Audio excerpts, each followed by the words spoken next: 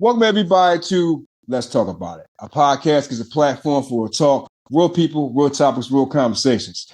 People watching us on YouTube right now, thank you so much for subscribing. Thank you so much for watching. If you're watching this for the first time, please like, subscribe, share, comment. People listening to us on Apple, Spotify, iHeartRadio. Thank you so much for your listening. Thank you for my Apple listeners, because that's going way up. Thank you so much. If it's the first time, hit that notification button when all our episodes come out. You'll be the first one to get it. Ladies and gentlemen, I have a good story on today. Information that a lot of women will learn from today. I saw this young lady on Instagram, I think like around a month ago, and she told a story on her Instagram. And I'm gonna tell you what it was. A few years ago, my guest today found out through genetic testing that she had a predisposition to Alzheimer's. And I didn't know anything about this. And this is real big. She's going to explain her story, how way she had this genetic testing, her journey up to that, and to her journey today. She does health and fitness, health and nutrition on her Instagram. You got to follow it. Everything will be in the description below. Janelle, how are you doing today on this Sunday? I am. It's a beautiful day here. It's a beautiful day out there? Yeah. Yeah, today's not here. It's not bad here. I think it's like 70, something like that. But it's gonna rain all week here. Wow. Yeah, so it's gonna be crazy today.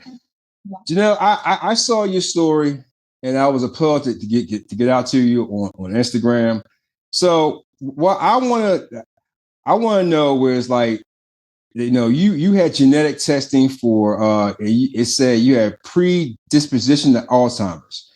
Now, the terminology, I looked this up, and it says it means the individual has increased risk of developing a disease, often due to combination of genetic and other factors. Right. That's the technical term. So let's start off with, a few years ago, you had this genetic testing. So let's start off with the part where, why did you go off and get this genetic testing in the first place?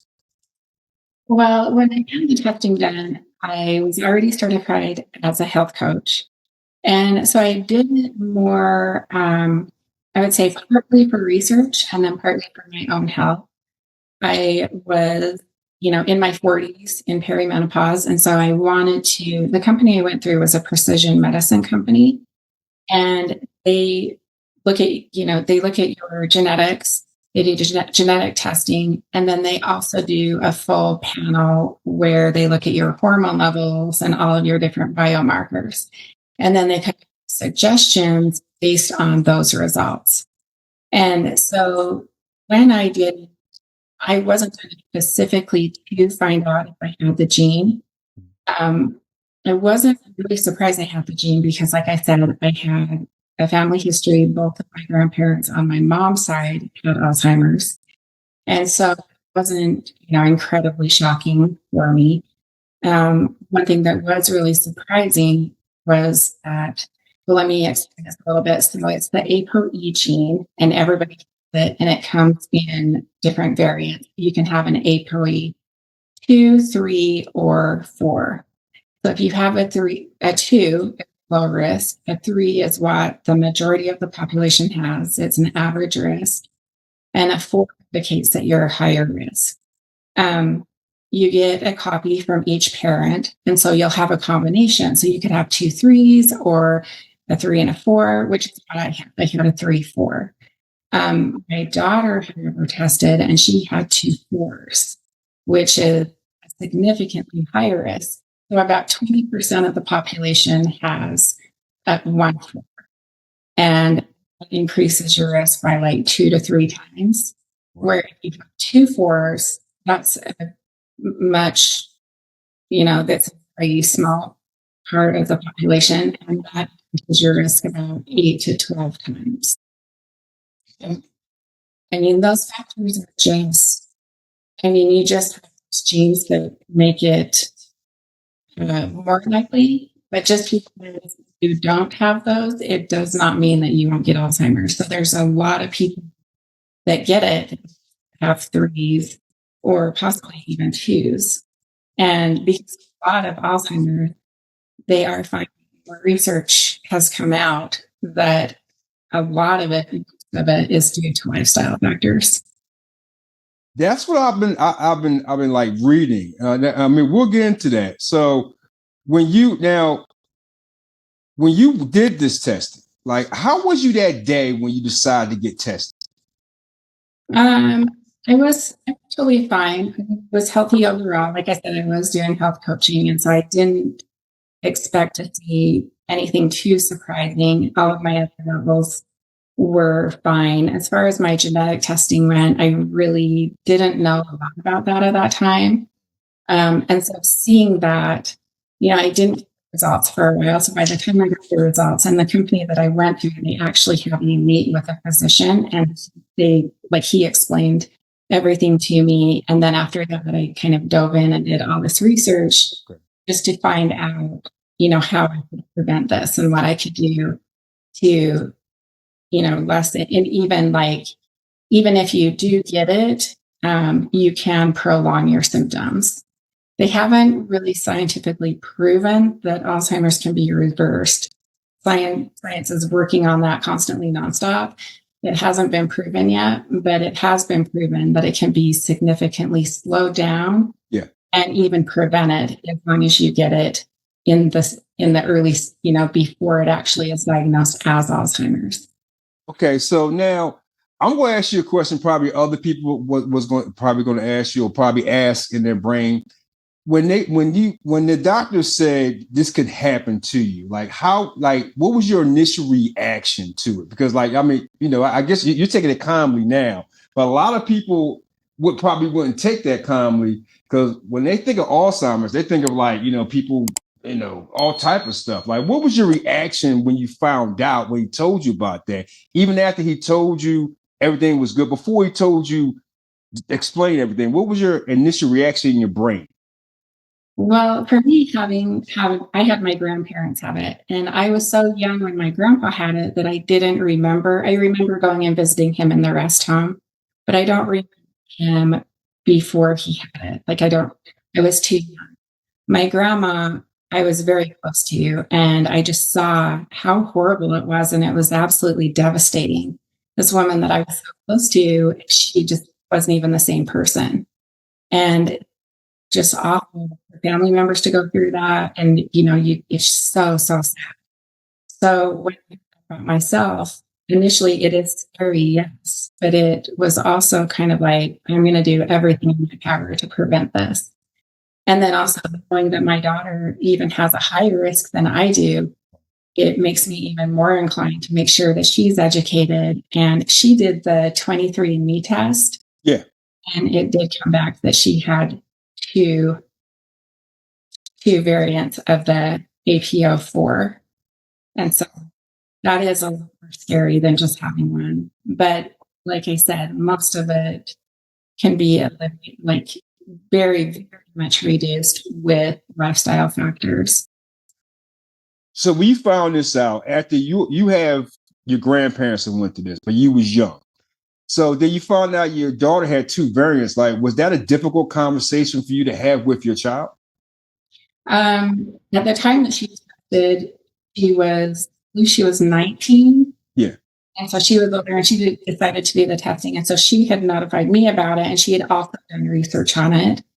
And at that time, I really didn't know exactly what it meant to have two copies of the same variant, like that. And so after doing research, that was really frightening. I mean, it's more frightening for me to hear about hers than my own. And I think because she is my child, but also, and mom do that with their kids, but also because it was a greater increase for her. And so, well, Janelle, I ain't pronouncing it right, Janelle, right? Okay. I want to tell the audience, which had me floored, right? When I was looking up all type of Alzheimer's stuff, and I was like, if you have 6 women that walking down the street, 1 of 6 women can get Alzheimer's. That got me. 1 in 11 men could get Alzheimer's. So women are more prone to it than men, which we discussed earlier. And I was like, wow, like, because like, I'm learning stuff about doing this stuff like that. And when people watch this, it's like, because a lot of people don't know stuff like this because it's not really talked about. You'll see it sometimes in movies or maybe Alzheimer's month or something like that. But a lot of people don't talk about this, especially with women. I mean, 1 out of 6 is a lot. Like, I mean, when I say 1 out of 6, like, what do you think about that? It's scary, a lot. And I think if you come at any age, generally, the one thing that people don't think about is they always have this misconception that you get older and getting Alzheimer's just means that one day you just start losing your memory when you're older. Yeah. And that's just not the case. Alzheimer's actually starts, the damage to your brain actually starts in your 30s, as early as when you're 30. And so that's what's scary. It takes, by the time you even have any symptoms of Alzheimer's, your brain has generally been under attack for 20 plus years, which is crazy. And so when you think about it, you're in your 30s, that's why I'm always do it now. Take care of yourself in midlife because these things are going to prevent that. And not only is it the slight chance, it's very likely researchers are saying that it decreases your risk as much as 90%. So that's why I think that's a huge motivation to take care of yourself. Oh, when you said the 30s, wow. Yeah, it's scary. I'm doing all this research and stuff like that. I was getting prepared for this. I like to get prepared for certain shows, like put out other stuff. Some of the big factors, as you said earlier, is family history, genetics, mutations in specific genes like the APP, what's that one? The APOE gene. Okay. And that's what I was talking about. Early. So, yeah, everyone has the APOE gene, but everyone has different variants. And so it's the APOE4 that is increased risk. And they also have another type, PSEN1 and PSEN2. So those are genes that make you more susceptible to early onset, and they're more genetic than lifestyle. Yeah, and I think that's pretty rare. That is. The age is usually after 65. Yeah. The APO E4 variant having at least one copy of the APOE E4 variant and doubles and triples the risk. Mm-hmm. So like all the risks, like, and they even gave like some risks, other risks like head injuries, which I didn't know if you have like massive head injuries like concussions, cardiovascular disease, and diabetes. That's the one I'm kind of worried about because I have 2 family members that have diabetes, a male and a female. So I guess that's a big risk of them getting Alzheimer's. I guess I'm reading. It is a huge risk.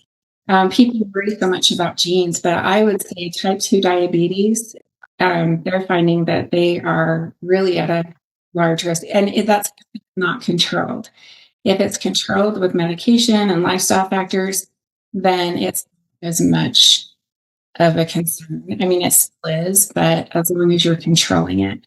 But the thing is a lot of it insulin resistance. You're at much more of an increased risk if you have insulin resistance.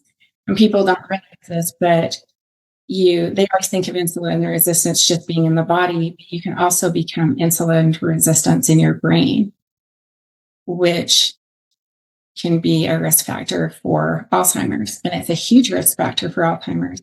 And that's more for type 2. How about like type 1? No, type 1 is a totally different.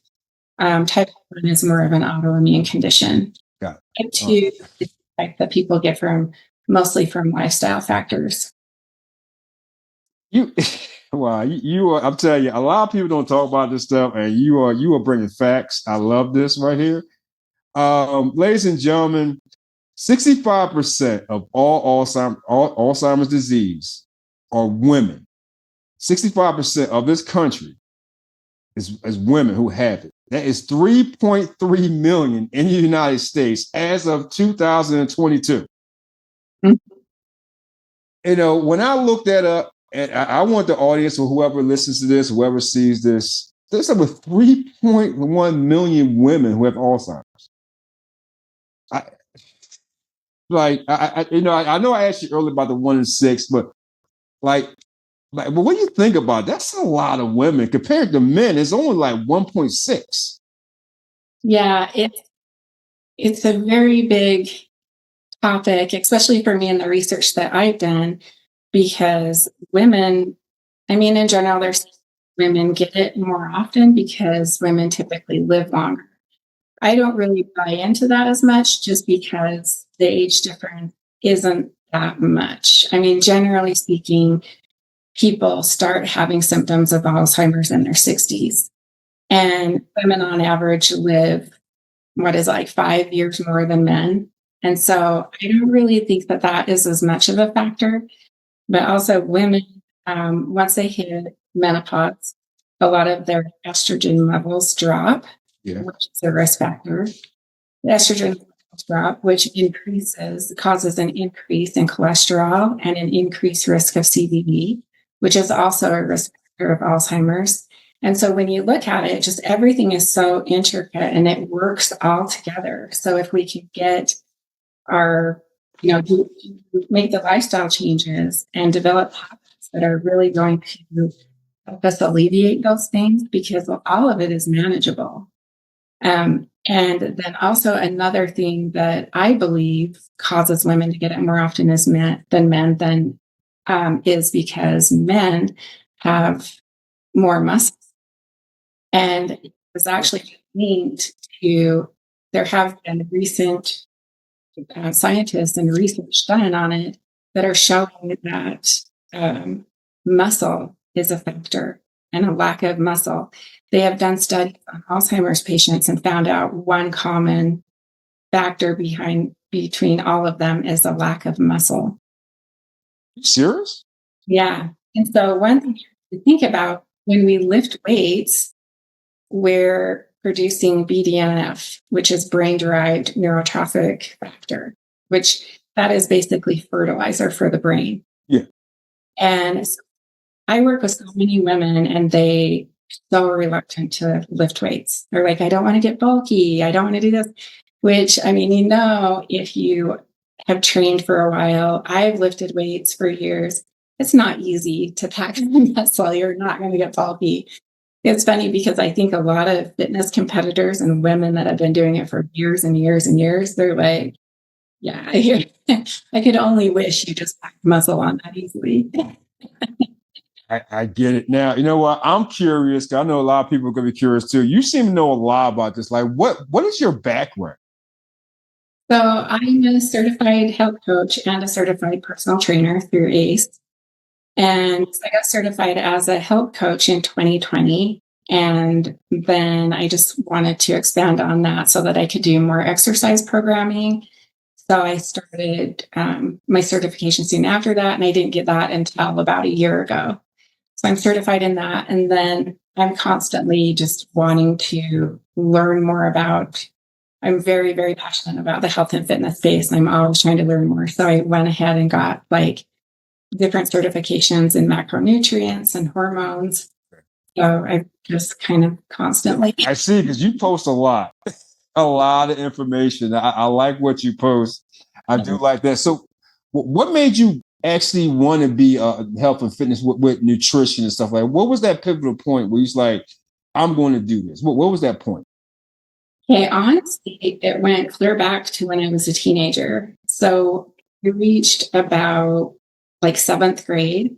I just started having horrible, horrible anxiety constantly. I mean, it was terrible. And I discovered in high school that when I exercised, it helped us so much. And I didn't know why. I didn't know that there was a scientific reason for that. Yeah.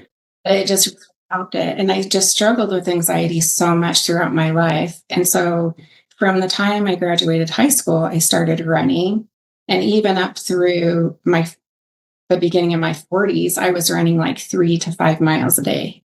And so I wasn't really ever prioritizing strength training back then. And then when I hit midlife, I did strength train a little bit through my 30s, but I never did up until I was 30. When I was 30, I started working with a personal trainer. But even then, it wasn't really that much of a priority to me. I would strength train usually for like 20 minutes, and then I'd go get on the treadmill and run 5 miles. Oh God, no. That one is a bad word for me. That's cardio. I don't like cardio. Well, and now that's really changed for me. Now I look at strength training and I mainly focus on it. If I only have time for one thing, it's definitely strength training. And I teach my clients that too. I'm like, prioritize strength training because that's going to get you further. That's going to get you the biggest gains. And that with your health too, because it balances hormones, it increases testosterone. There's like so many really, really good things that strength training does, besides just building muscle, which protects our organs and protects us from all of these health conditions. I try so hard to get out to my clients how important it is. And it's funny because so many people just want to take the easy way out. Yes.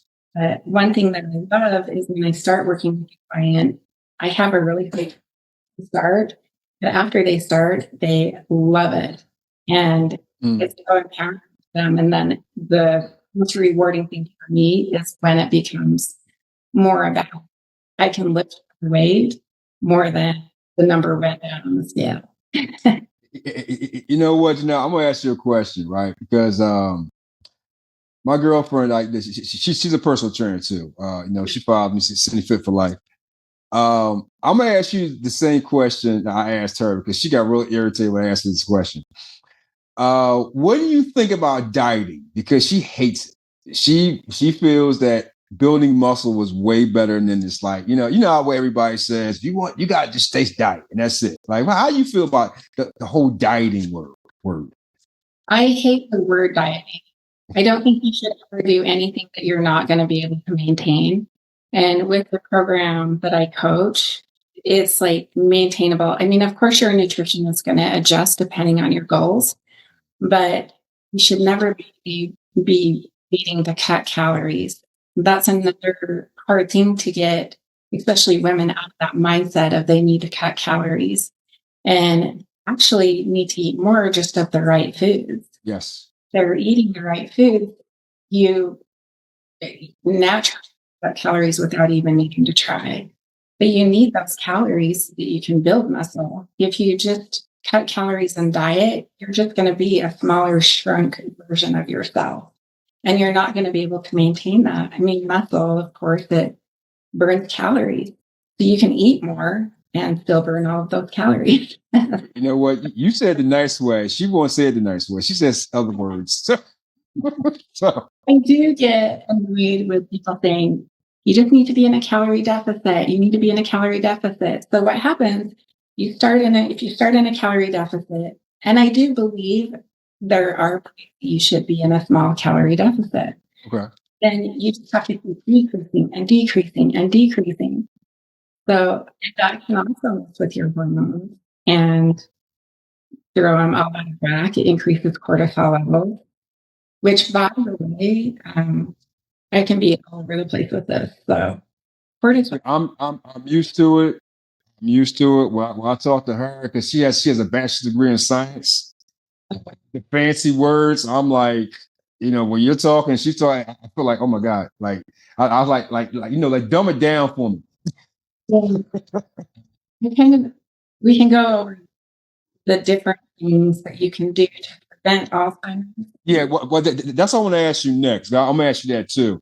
But there's 3 things. They says 3 foods that help prevent that, and tell me what you think. You probably know about this. It's fatty fish, dark leafy greens, and berries. It didn't specify. Well, be more specific. What type of berries is it? Is it all berries or certain berries? Because I think it was something somebody said like blackberries is the best one. I don't know. Yeah, I think all blueberries, anything with a lot of antioxidants. Blueberries are really high up there with strawberries, I've heard mentioned. But I do think all berries have those antioxidants that help. Okay, so I would say the blueberries are probably the highest. the blueberries are highest. Okay. Yeah. Because I know when you did when you did everything on your posts, strength and conditioning, that helps with trying to not totally defeat Alzheimer's, but give you 90%, right? Like, Yeah. what are the things that you train yourself, your clients? Like, what are some of the things that you do? So I'm trained based on 4 pillars: nutrition, exercise, sleep, and stress management. So stress, I'll start with stress. People don't really realize this, and I never did. I never prioritized my stress levels. You don't really understand while you're going through it that you're going through as much as you are. So it can have an impact without even knowing it. Stress actually increases your cortisol, and your cortisol can actually shrink your brain cells. And people don't know that. So, which to Alzheimer's. So that's a factor. So it's super important that you can have some stress management, meditation, just even deep breathing techniques or whatever it can do, getting away, getting outside, just anything that can alleviate stress. And One question off of that. I have a question off that because you know what people say? They say go to the gym to relieve stress. yeah. When you're dealing with your clients, I'm assuming you have a lot of different clients, right? You treat them differently. And I get all that, right? But how you deal with certain people that has like they're really, really stressed. It depends on the person, what they're going through, because everybody goes through stuff, like you said earlier. A lot of times it kind of depends on how severe it is. I do recommend, a lot of things are outside of my scope of practice as far as, I can't get counseling. And so I really recommend a counselor. Yeah. I can recommend somebody that I've worked with. And you have to be kind of delicate in how you say that. Just sometimes it really does help because it can give you strategies to manage that. So that's how I handle it. Okay. Go ahead, continue. If I don't feel like it's something, if it's not something like really serious, like they're just stressed out because of something at work or something like that, then I would just recommend different techniques that I do. Journaling. Also, like this kind of is controversial a little bit, but I've recently really developed a spiritual practice for myself, and I think that has helped tremendously. That's fine. I think people really look into that as much as a factor in their health as they should, because that's why you're so calm, because you're very calm. Is that makes you calm? You get to the spiritual? I don't know if I'm very calm, but I think calm. Yeah, you seem real calm right now, but okay. Well, that's good.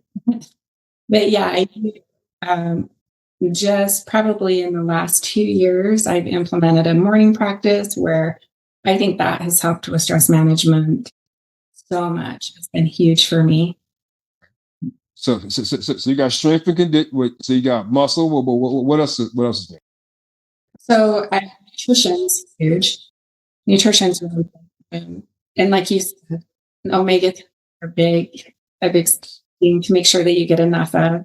If you're not getting enough from fatty fish, there's plenty of supplements, but just kind of watching out for, making sure you're a clean supplement. And I've also noticed a lot of fish oil will have a different mixture. You really want to look at the DHA in a fish oil. Or if you are vegan or vegetarian, you don't want fish oil, you can get it from flaxseed, chia seed. So just do your research and make sure. B12. B12 is huge. B12 is huge. But I always recommend as well to my clients, don't really start a supplement program. I never recommend any supplements to them because I think it's very important to get their levels checked. Go to get your blood work done. Because so many people will come to me and they're like, I have no energy. do you think I'm low in this? And you just have no idea. It could be B12, it could be vitamin D, it could be iron. You just don't know. So just like randomly trying to self-diagnose yourself, and figuring out what's wrong, you really need to do some blood work so that you can find out what it is. And it can make a huge difference. I've heard of people. Janelle, let me tell you something. I just had this conversation the other day. There's a lot of people who do not go get their blood work done. Oh, I know. Annually. And it's so easy. If you just go, most insurance covers it, and just you can go get a panel done. I go in every year with my checkup and have at least just a basic panel drawn, just so I can make sure that my levels are where they are. Okay. All right. So we went from muscle, we went to nutrition. Is there anything else? Yeah. So one big key factor is, first I'll go over sleep. That's a huge deal. And when I met with a physician that, and he was discussing my results with me, and he informed me that I had the gene. He said one huge thing that I could do is sleep. And people, a lot of time, I think that's becoming more of a thing. I see that all the time. Prioritize sleep. And it's so important. Your brain actually cleanses itself when you sleep. And that's the only time. And it also reorganizes your thoughts. And there's a lot of different things that go on with your sleep. Right. And it's not just sleeping, it's getting like good quality sleep. Make sure that your lights are, that you're eliminating light. And that I'm going to be honest, sleep is the hardest thing for me. I'm not going to lie. It's hard for me too. Listen, I'm a truck driver by trade, and it is hard for me. Like anyone working shift work is like really finding and narrowing down the schedule is going to work for you and help you to get optimal sleep, or at least the best that you can get, because that plays a huge role as well. And it's just not on Alzheimer's, but on everything overall. You're not getting enough sleep. It raises cortisol levels. It causes weight gain. It causes a multitude of other issues. So, weight gain. Now, do your clients come to you with this? Like, have you shared your story with your clients? Some of them. Some people that are closer, and a lot of them know me and stuff. So I do share when it's appropriate. Okay. Yeah. All right. Do you only deal with, because you got on your Instagram where you're trying to help women out? Do you have any male clients as well? No, you just strictly deal with women.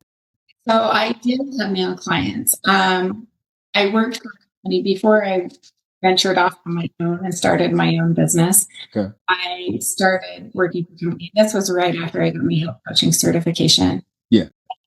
They prescribed GLP-1 medications. And so I would work alongside. They would get prescribed the medications by a doctor, and then they were assigned to a health coach, and I would work with them on lifestyle changes. Okay.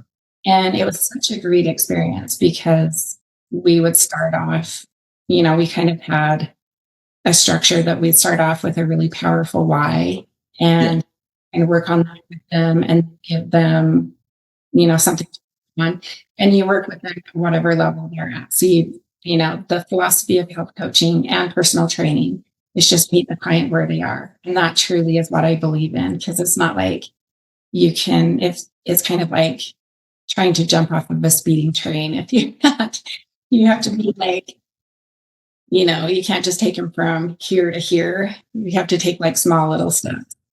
I'm going to ask you a question. You don't have to answer if you don't want to. I've talked to a couple of personal trainers out there, and, we watch personal trainers on Instagram or maybe TikTok or whatever, and they have their own little thing going on. How much does a personal trainer mean to you? Because a lot of people say they care. I'm not saying you don't. A lot of people will put out that they care, but they don't. But you seem like the type of person that you get energy to me off, that you really invest in, you care. Because I watch your content, and you see other people's content. You be like, is it legit or whatever? I'm not putting shame on other contenters out there, but like, how much does that mean to you? Like, As far as having a personal trainer, or like being a personal trainer? it means a lot. Like, I believe that if somebody goes and gets a personal trainer, they're putting a ton of trust in them.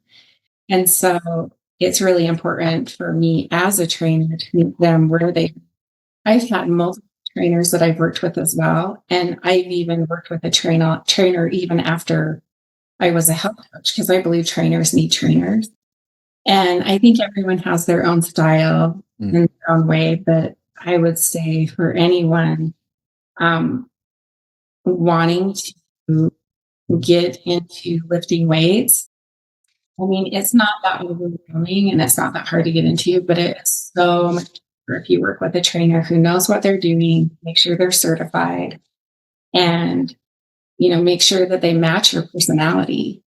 I have found that because I've worked with trainers and they've kind of had, different philosophies and different things. Make sure that they teach you in a way that works for you.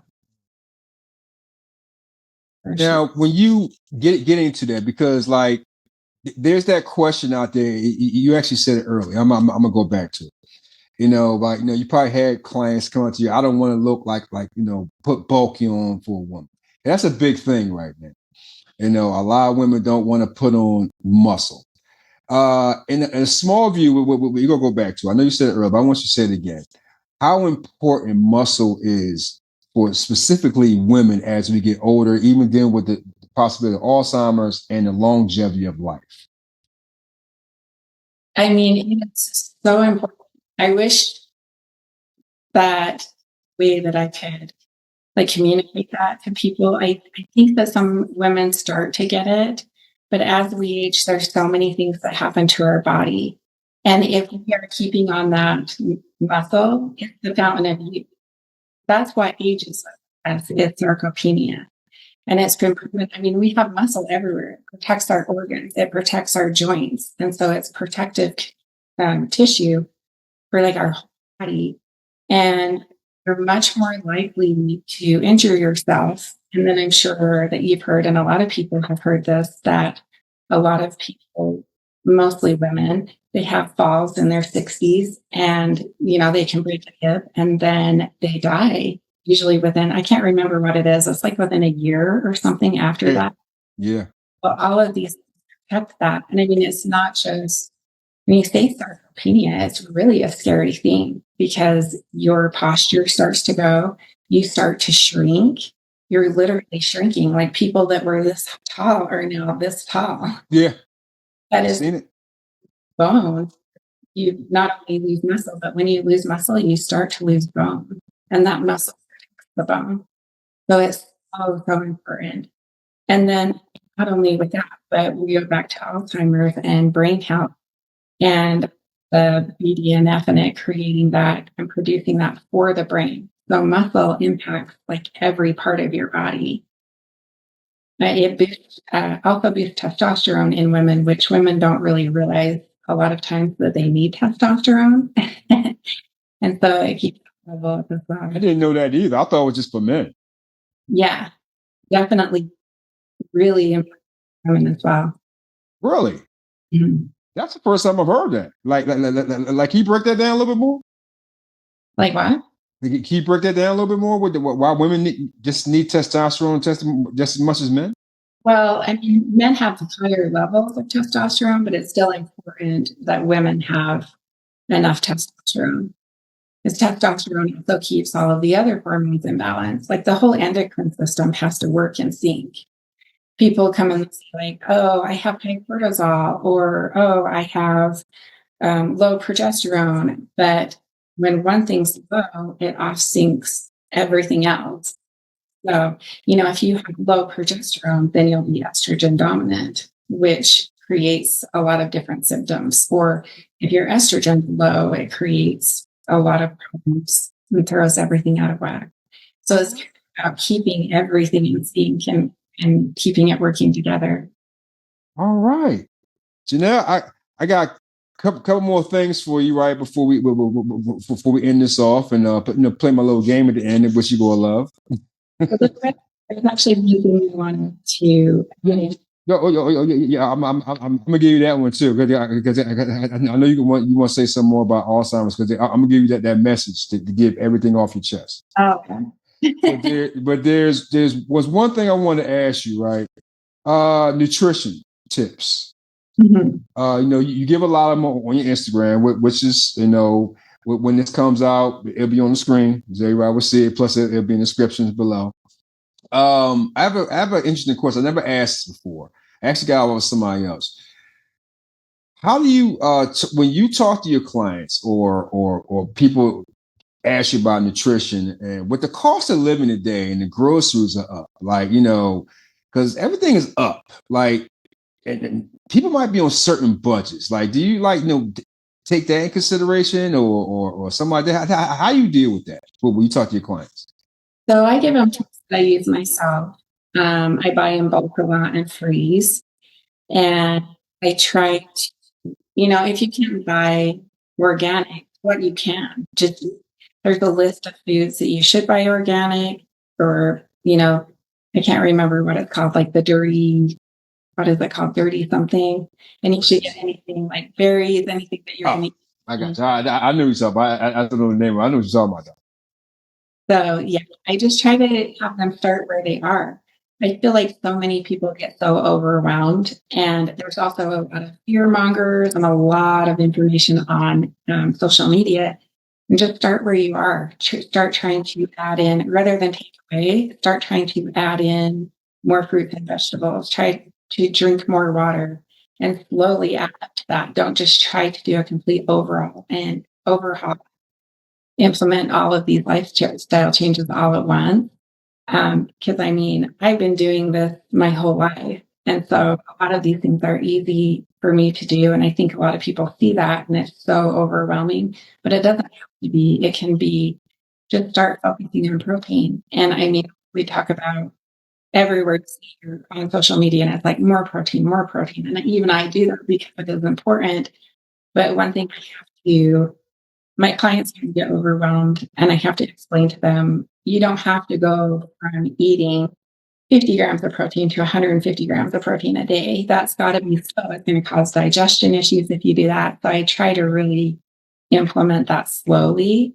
I do personalized macros. And so I take I don't just calculate it based on what, their age and weight and that type of thing. I calculate it based on where they currently are.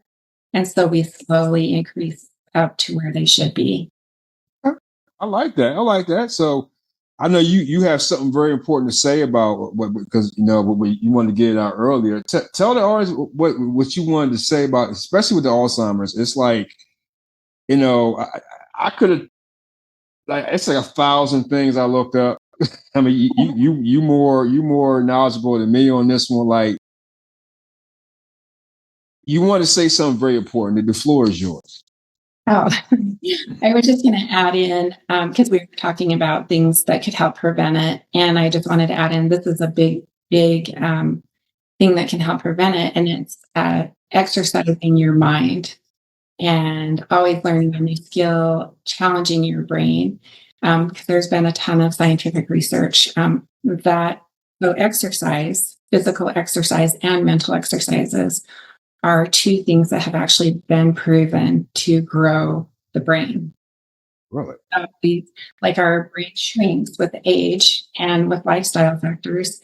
Exercise, particularly strength training, and like anything that you can do that is challenging your brain, like learning a new language, learning to play a musical instrument, anything that you're doing to push yourself is going to actually grow brain cells.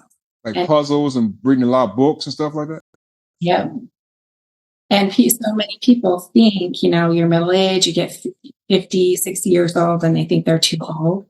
And that's the best thing that you can do is, you want to learn how to paint, learn how to paint. That's the best time to do it because that is when we are experiencing cognitive decline. And that's going to not only prevent it, but it's going to actually push it in the other way.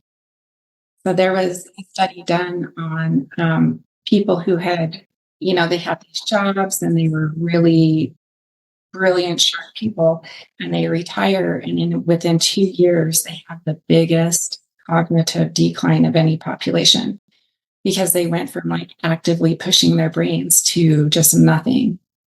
And so it's just so important to do that as well. I got one last question for you. When you found out this and you went through the putting on muscle, expanding your brain, make your brain more knowledgeable, everything you just said, nutrition. How has that been for you in the last 5 years? Was that difficult to do all that? Everything in the back of your mind was like knowing you have a possibility of this, you have this gene, and knowing, about your daughter had this gene and stuff like that. Has that been difficult for you? Has it been easy for you? Like explain a little bit of that journey for you up until now. But I think it's actually made it a bit more easy for me. It's hard to hear, but like I said, when you start working with a client, we always the very first thing we work on is a really powerful why. And what is why than protecting your brain when you know, and I know because I've seen somebody with Alzheimer's and I've seen what happens. And so that just gave me more motivation and more drive and just like, I have to do this. So regardless, I don't really care anymore how I look. What I care about is, I don't want to be in my 60s and have to be taken care of by my children or my spouse. That's like a powerful way for me. I think so many people, especially women, especially midlife women, they don't prioritize themselves and they wear it as a badge of honor. Like, oh, I'm so busy, I can't do this, or they put it off and put it off. And when you think of it that way, you're not just doing it for yourself. If you don't take care of yourself now, when you're in your 60s and 70s, somebody else is going to have to. And then you're not going to be help to anybody. You're going to be a burden. Or, that's kind of a harsh way of saying it, but it's true. True. And then also, having my daughter have that, not only are we susceptible to those things, our kids are too, and they learn from us. Yeah. So, you have to look at the things that you're handing down, because more importantly than the genes we're passing down to our children and our grandchildren, we're passing down our behaviors, our lifestyle, and so I think it's just huge for us, especially, men and women, parents, to make sure that they're setting that example and that we're educating our kids. That's the best thing I've heard. And you're right. You're so right. I'm going to add this one on too. With everything you're going through now, everything you're teaching now, the word consistency, what does that mean to you? It just means to keep coming back. Don't stop. Don't do things. You're going to take a break here and there. You're going to go on vacation. You're going to get sick, but come back to it and come back to it consistently. It means doing it over and over and over again. It means doing the boring stuff, the not fun stuff. And before you know it, it just becomes part of your life. It's like getting up and brushing your teeth in the morning. It's like going to work. It's just the same thing. The more you do it, the easier it gets. This has been an amazing conversation. I love this. I love it. Honestly, I love this. Right, we're gonna wind this down. All right, you ready to have some fun? I think. You think? Okay. Trust me, it's only 10 once. Okay. Are you ready to play with me? Yep. Okay. Would you rather have 20 hobbies or one single passion? One single. Everybody says that. I have not had a person say 20 hobbies. Yeah. Okay. What's a hidden talent no one knows about you? Oh gosh. That no one knows about me? They will now, but go ahead. I can't think of something that no one knows about me. I feel like when I have something, I really show it. I brag about it. I can't think of anything. I'm pretty good at, like, tongue twisters. Okay. There you go. That's a hidden talent. I don't know. I'm trying to think. Yeah. I don't know. If it comes back to you, let me know. Okay. Okay. What is one thing people misunderstand about you? The one thing that just it was I had this happen quite a bit with like family and friends where they think I'm a coach, and so they'll like if they're doing something that they think is unhealthy, they'll hide it from me. And like as if I'm perfect or something, I'm so far from perfect. Or I even had a client who, she started taking this medication, her doctor, and everything. And she's like, I didn't want to tell you. And I'm like, why? And I think that was because I'm just like everybody else. I go through challenges with trying to stay on track. I'm always keeping myself on track. And one thing with coaching is that helps me. My clients help me just as much as I help them. That's awesome. That's awesome. Probably one that's because you're human. Yeah. Okay. All right. You're going to love this one. What was your favorite toy as a kid? My bike. Your bike? Yeah. I loved my bike. I lived outside town, like down a dirt road with 4 boys, and I was a tomboy, and I loved being outside and riding my bike. You know what? I swear, every personal trainer is a female. Was a tomboy? I guarantee it. Everyone was. Every personal trainer was a tomboy. It seemed like. I know every last one I've talked to has said. I think you're the 5th person who said this. They had a bike, or they had what was the ATVs, the 4-wheelers going through the cornfield, all type of stuff. Climbing trees. I love it. I love it. Yeah. Okay. What moment in your life would you want to experience one more time? My kid's little. Okay. I like it. I love men for adults. My most favorite time was when my kids were a little grown up. And oh, that's awesome. I like that. I like that. Yeah. I'm all right. Something you wish you were better at. Speaking Spanish. I've been trying to learn Spanish. That's a hard language. And accents. My accent does not sound well at all. My daughter actually told me my Spanish accent sounds more Asian and that I'd be better off learning Japanese. I can't roll my R's. I wish I could roll my R's. My husband and I just went to Costa Rica, and I thought I would do a lot better than I did. They started talking, and I was just like, I don't know. I like that. I do like that. That is cool. I really like that one. What was the most humbling moment in your life so far? There's been a lot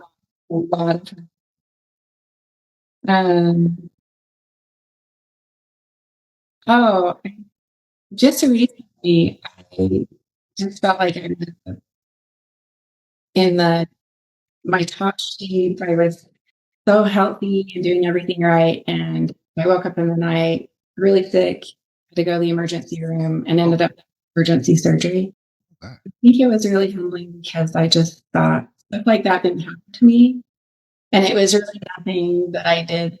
It was like I had like a simple volvulus, and it was like nothing I could have done, but it was scary, but also like I think it was humbling because it was hard. So it was abdominal surgery, and I went from being the strongest. I felt like I was just kicking butt, and then the next day I couldn't even like get in and out of bed. So I think that was really humbling. That's just the recent thing I can think of. That is humbling. How you feeling now? You good now? Oh yeah, really fine. All right. All right. I got 2 more for you. Let me give you a good one. Oh, what was your first job? Job. My first job, technically, it was actually I grew up in a really small town, and they did a school lunch program, because I don't know. So I worked that. Like I would go in and make lunches for the little kids and then take them to the park. Okay.